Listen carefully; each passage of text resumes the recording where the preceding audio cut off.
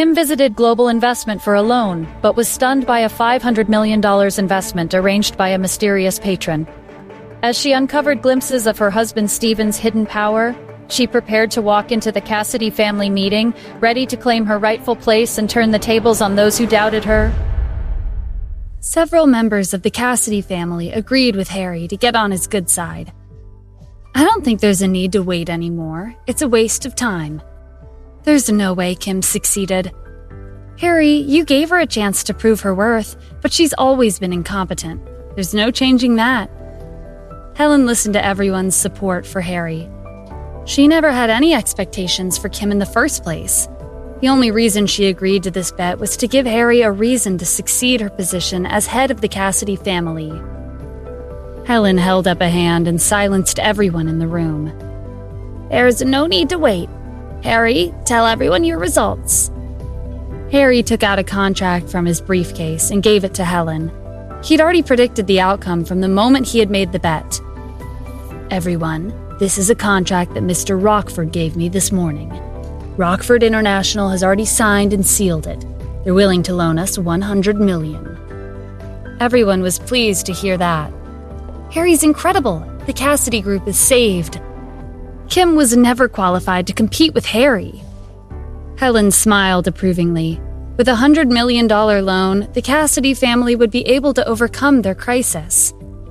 "Excellent job, Harry. Since everyone has witnessed your achievement in person, I would like to announce that the successor of the Casady family will be..." Helen paused to build anticipation as she looked around the room. Everyone was eagerly waiting for her to announce Harry as the successor. Before Helen could continue, a voice rang out. "Hold on!" Everyone turned to the door. It was Stephen. Harry was annoyed by the interruption. If it weren't for Stephen, Helen would have already named him as the successor.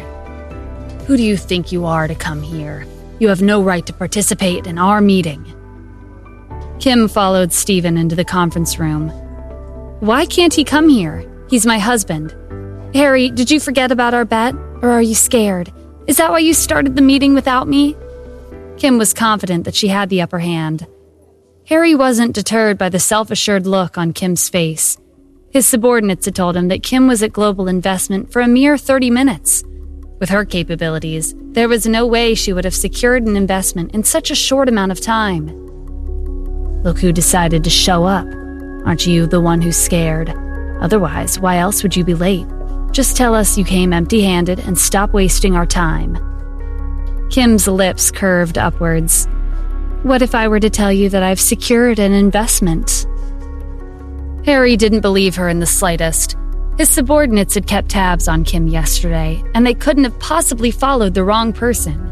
She couldn't have secured an investment in half an hour. It wasn't just Harry who thought Kim was talking nonsense.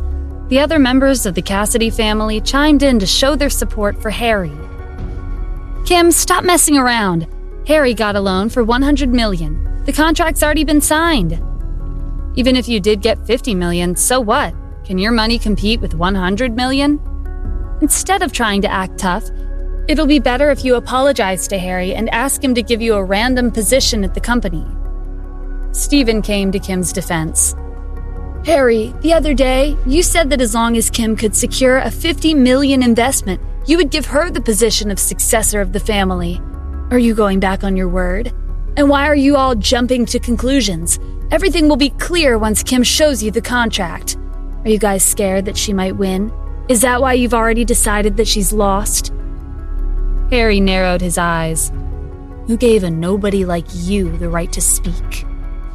Kim glanced at Harry before giving Helen the folder containing her contract. If Helen saw the $500 million investment, Helen's opinion of her and her family would definitely change. "Grandma, please take a look." Helen took the folder and looked up at her. "Kim, did you really secure an investment worth $50 million? Kim nodded. "Yes, I did." Helen set the folder aside and reached for her walking stick. "Kim, you did well. From today onwards, our family will take better care of you and your family. Also, I hope you can be content with what you have." Kim's heart sank. Helen was biased to the point where she couldn't be bothered to read over the contract. It was a $500 million investment. Kim had put in so much effort, but Helen had only told her, "You did well," in a monotonous voice. Harry smirked. "Kim, it looks like you still haven't understood the situation. Can your $50 million investment save the Casady family?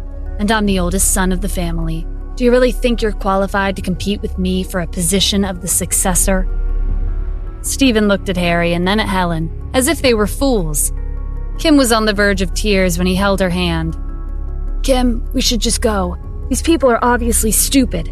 $500 million is not the same as $50 million. Just as Stephen was about to take Kim's folder back, Helen tossed her walking stick aside and grabbed his hand. "Stop right there. What did you just say? $500 million? Stephen withdrew his hand. He'd achieved his goal. "That's right. It's $500 million. And it's not a loan, it's an investment, so there won't be any interest." Everyone in the room fell silent. Putting their Century Garden project aside, with $500 million, they could invest in a century's worth of gardens. "Let me take a look," Helen said as she opened the folder. She took out the contract and carefully looked it over. Harry snatched the contract and threw it on the table. "You sure are bold, Kim. Why would Global Investment give you money? This has to be a fake contract. Don't you know forging contracts is against the law? Are you trying to end up in jail?" "It's not fake. Global Investment CEO Keisha Daniels personally gave me this contract," Kim argued. Harry didn't expect Kim, who was usually smart and capable, to make this kind of amateur mistake. This was a once-in-a-lifetime opportunity. "Are you still trying to deny it? Even if you did want to forge a contract, you should have done your homework first.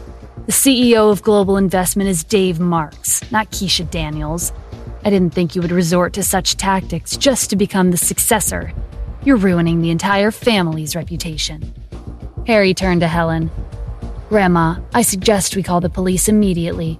Did Helen believe Kim's contract was real, or did she call the police? Could Stephen prove the legitimacy of the contract and save Kim from Harry's accusations? Did Kim really land the $500 million deal? Or is she about to fall into a devastating trap that could ruin her place in the Casady family? Hi, I'm Stephen.